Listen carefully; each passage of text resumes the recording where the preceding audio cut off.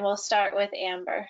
Okay, so I'm just going to cycle through to the next set of images. The 3 garments that you see here is a collaboration with Amber Morrison as the artist, Marianne Mayservi as the apparel designer, and also the sewist. She's the seamstress who has also sewn each one of these pieces, and myself, Adrian Burke, as the textile designer and textile printer. So I developed the art that I received from Amber into the fabric that we see here for these garments.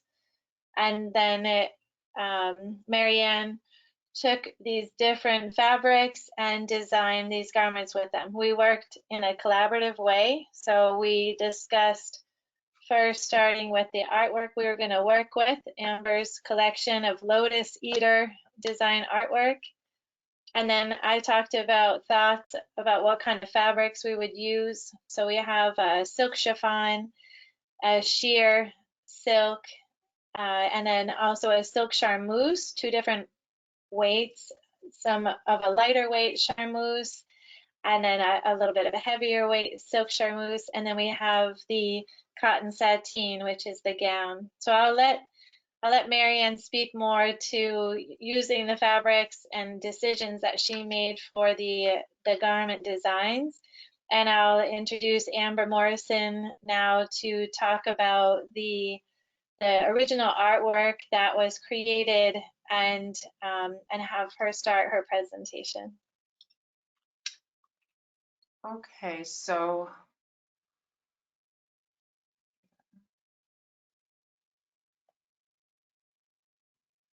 all right. Hello, hold on. I am going to present using Photoshop. Can people see my Photoshop page? Yes. Yes, Amber, I can. Yes. Okay, great. I've been recently teaching on the elementary school level, and I've been using this free online paint program to do all my presentations called Clecky at school. And you almost got to see that tonight, but it only lets you have 7 images. So here we go. We're going to use Photoshop. So Lotus Eater was originally designed not for fashion. It's intended to be a hand painted wallpaper that you would apply in a home. It's really kind of a personal collection that I had no intention on bringing it to market. It's really for my own house. In 2018, my husband and I bought a beautiful old rectory, and I've been kind of taken with the romance of it, and we've been thinking of ways we can kind of incorporate our life stories with the story of the house. And a lot of things that I'm interested in doing is kind of exploring mural work inside my own walls. The house is so large that will probably take me the rest of my life. This particular collection is in repeat, and the stencils offer a lot of freedom that you wouldn't have if you were putting things into repeat digitally.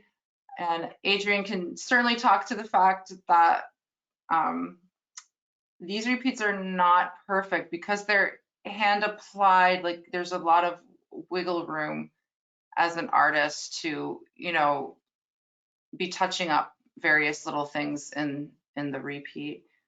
This is a half drop, and this is kind of an idea of how the sketch was hand designed and figured out.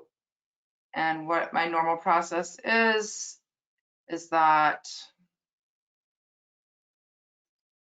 I would carve stencil layers and register them and one stencil block might take 8 layers. I'm applying the paint with an airbrush for this collection.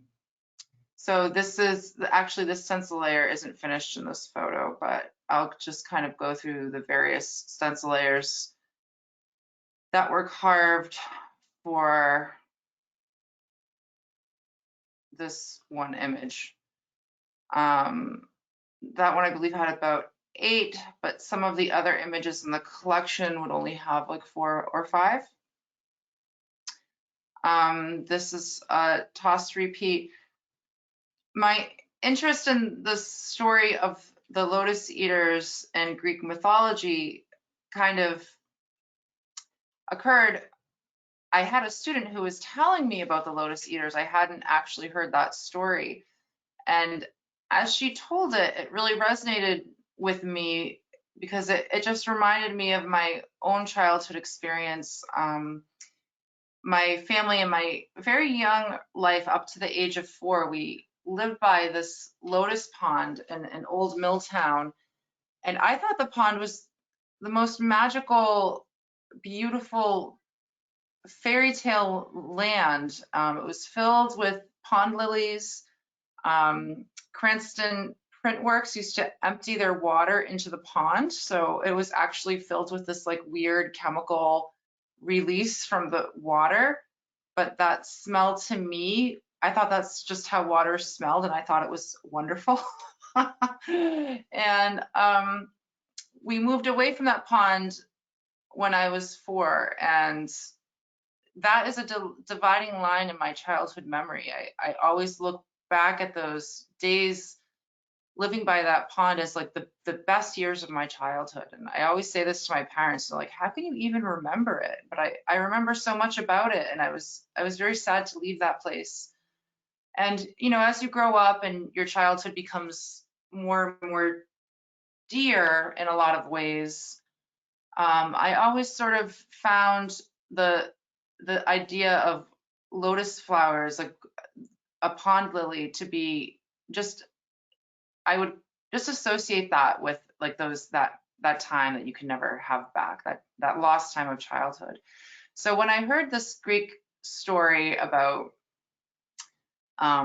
people going to the land of the lotus eaters and eating fruit from, in the story it's a lotus tree, but actually scholars have, there is some debate of what kind of lotus source this tree was, or if it was in fact a pond lily. Of course, for me, it was the pond lily, and I could just see that these people who would go to this island and eat the lotus and never wanted to return to their actual lives, that just resonated with me, because I was like, oh, that's just like my childhood. So that was sort of the inspiration for these images, and I kind of wanted to have a little suite inside the rectory, just kind of swathed in these images. This is a tossed, and here's the plan for it. I plan most of these things out exclusively by hand. Sometimes I use Photoshop to help tweak the overall pattern or see how the layout will go, but I mostly just do it by hand because I have to carve the stencils by hand and I have to apply the pattern by hand. So it makes more sense to just do it that way rather than doing it in program and then having it to get it printed. And there are no really fantastic print sources anymore. So like if I went to Staples, I would always worry about like warping, and it's so expensive to print large scale. It just doesn't make sense. So here's another image. I've never actually seen this image. It is in repeat, but I've never seen it laid out like this. It's kind of intended to be a stripe down a wall, and this is that striped image, but I was playing with it today and I might do it across as well.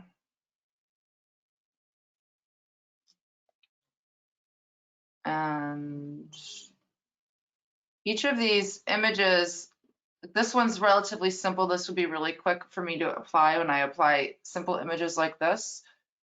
But the more complicated images, like this image took me, it took me several weeks to find a paint outcome that I liked, and I haven't applied it to a wall yet, but I just imagine that it would take months. It's going to go in a bathroom. So the main repeat for this collection, I haven't resolved the paint process yet. This is not quite the final design, but it's similar to it, and I haven't come across a painting solution that I like yet. I've been playing around with it back and forth, and everything I do looks like a horrifying Banksy nightmare. So I am trying to find something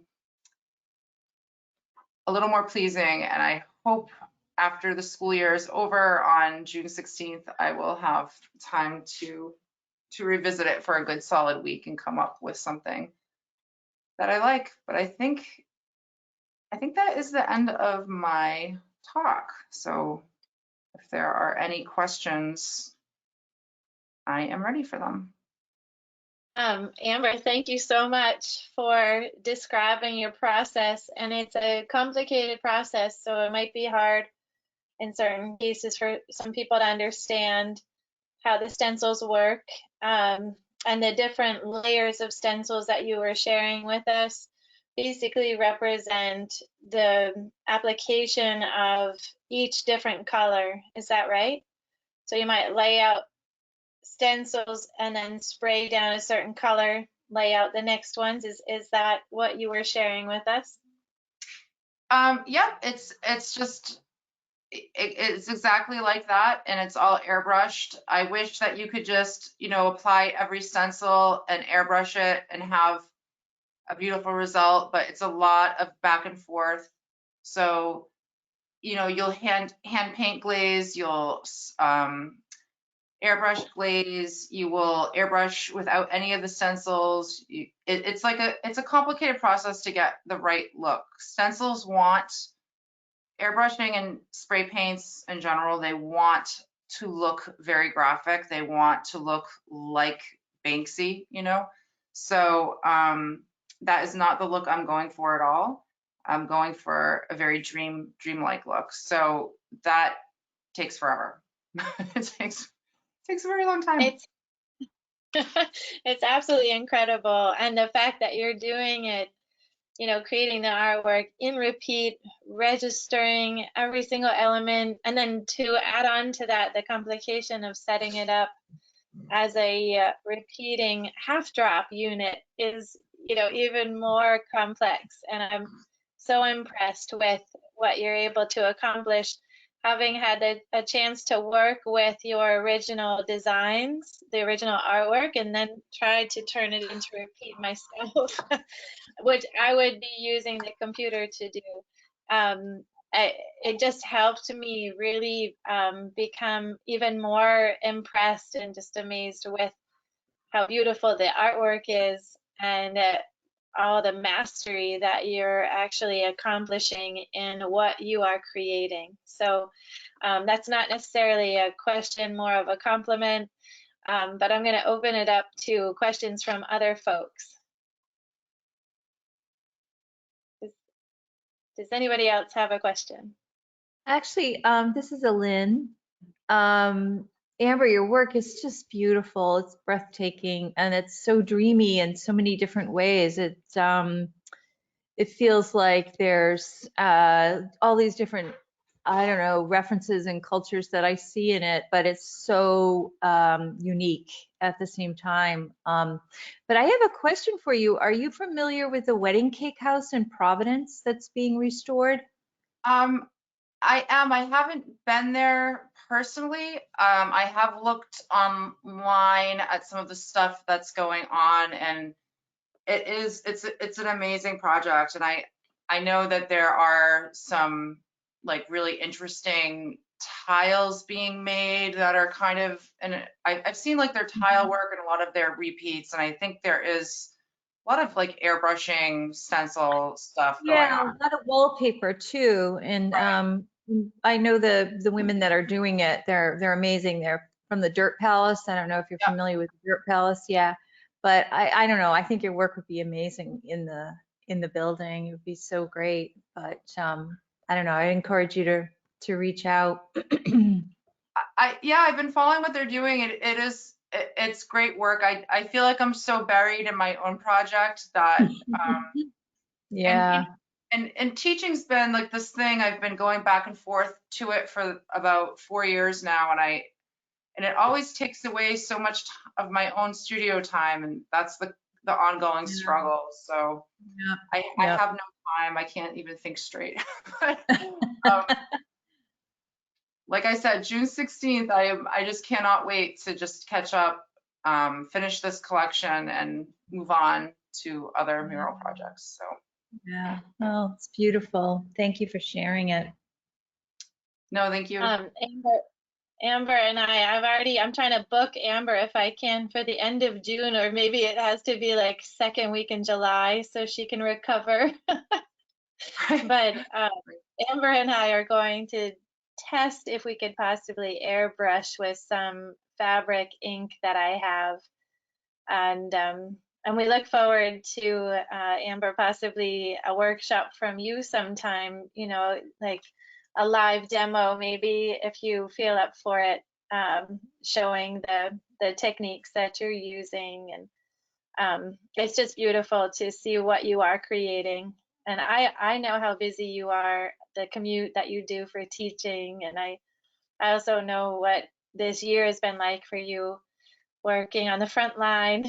And it's been an absolute pleasure to do this project with you. And I cannot be more thankful that you, like everybody here, have managed to sort of take some time out to be part of this and focus on certain things. And one of the pieces that we will get, you know, to do at some point was hours and hours of work, and it wasn't, you know, ready or didn't meet a certain level of finish that Amber was hoping for. And it was, sometimes we don't get to that place for a certain deadline.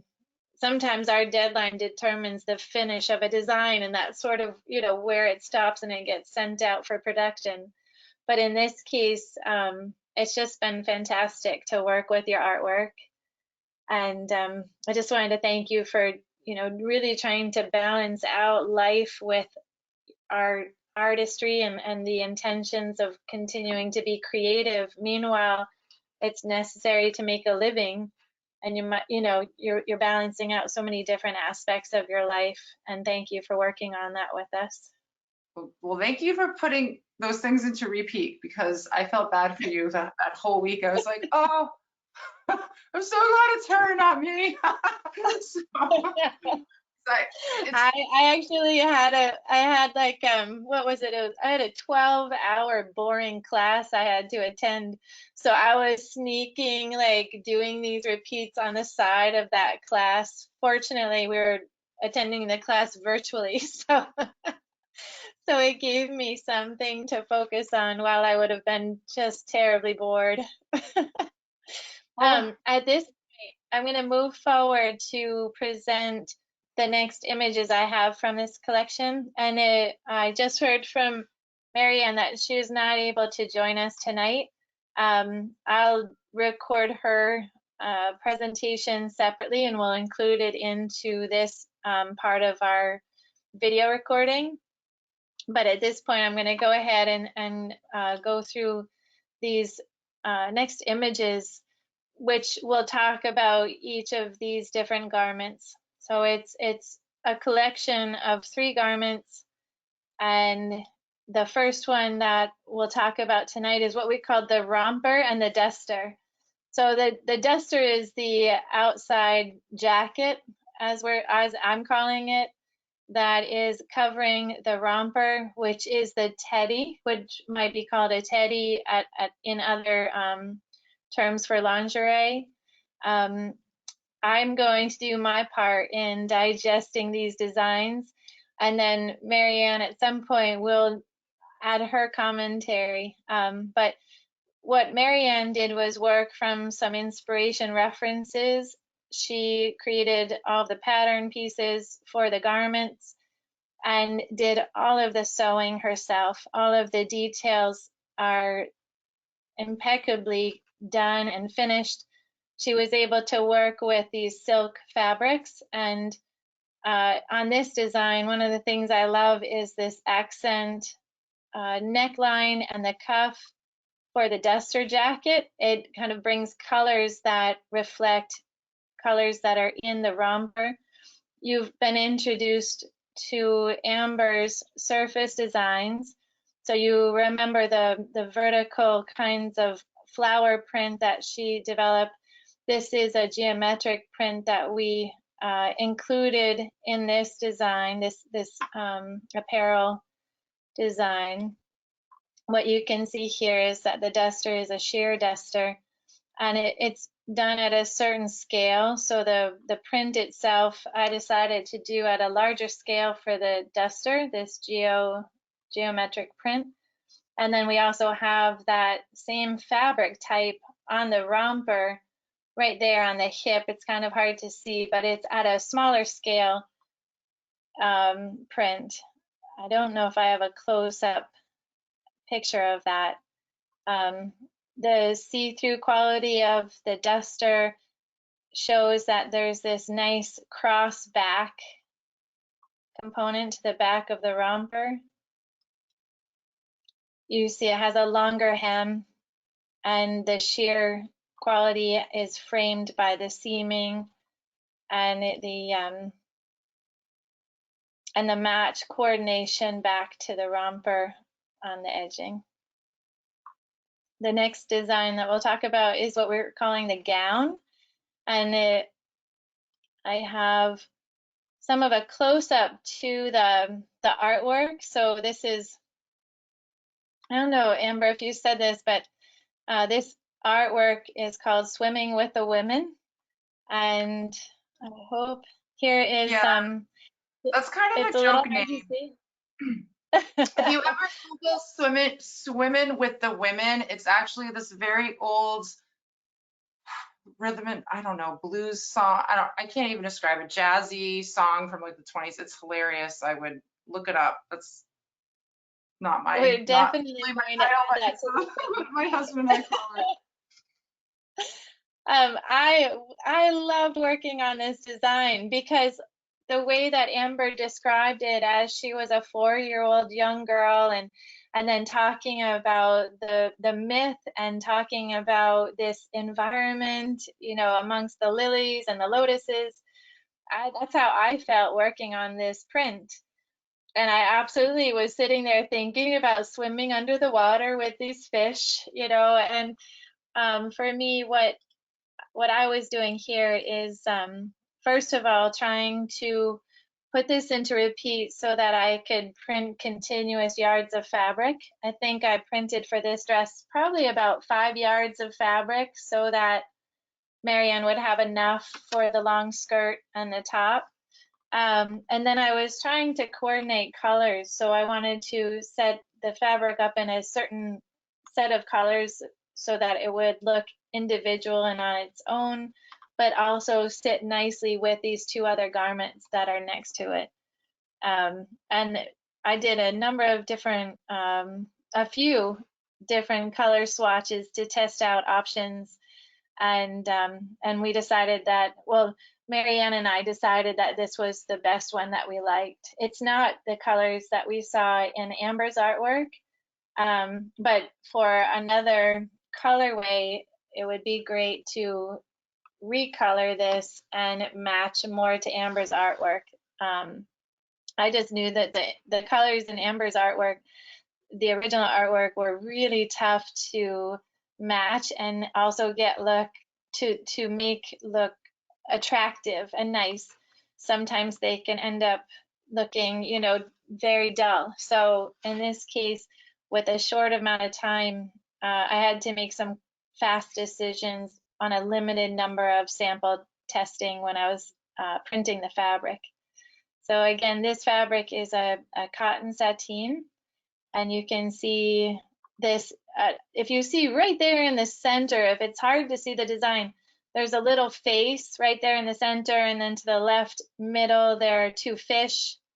right? And then these darker shapes are like the lotus centers, and there's so many beautiful elements in this original artwork that Amber created. You have a sort of a glowing outline, which is not part of her artwork, but the only way I could manage to put this into repeat quickly was to pretty much color out the background. And that ended up giving it this glowing edge. This is a detail looking at the beautiful grommets and the tie that we have on the side of the gown. This is a beautiful detail that Marianne does for her corsets. This is the center front of the corset, and we're looking at the stitch quality and the fit and the, how nicely these two seams come together. This is a little bit of a further out look at the side. So it's fitting beautifully on this very, very, very skinny mannequin. There's some sizing capabilities here, so it could fit a range of sizes in probably like a 0 to size 2 model, I'm guessing, or we might go up to a size 4. I'm not seeing, but I see Amber's lovely face, but I'm not seeing any of the images. does everybody else see the images, or they're just hearing me talk? I see the images, but The maybe images. I can see them. I can see them. Okay. Oh, it's I'm me. gonna Sorry. keep. Thank you, Wanda, for letting us know. Maybe as I change the images, maybe it'll help fix the issue on your side. The shawl that's here at the top is a shawl that I finished off while Marianne was extremely busy doing this sewing for all of these 3 outfits. I just did this component piece to go, along with the gown. And I did a facing of it or a lining of it in a darker blue to speak to the print design. So over to the left is the third garment that we call the pajama. This is an oversized pajama. It's an exaggerated look where we have a very long top that's coming down below knee level, sort of mid-calf, and very wide pant legs. This again was inspired by something that Marianne had seen, but then she put her own design development on it, deciding how it's going to fall in the back, how the sleeves would be finished off, the tie at the center front for the pant, and the finishing of the top and the neck. This is the fabric interpretation of the original art that Amber was showing. So with the Lotus Eater collection, this is the tossed sort of a floral print, you could say, in this collection. And the color decisions I was making is that I wanted it to be very silvery and light and airy, and still have enough, weight for the printed ink so we can really enjoy the design, but I wanted something very kind of silvery and light. And the fabric here is a lighter weight silk charmeuse. And this is the back of all 3 garments together. And at this point, I think I've been able to share with you some of my part in this collaboration. And Amber's been able to share with you the development of the artwork. So we can open it up for questions if anybody has any more questions about this collaboration. I'm going to cycle back through the images as we're talking. Does anybody have any questions?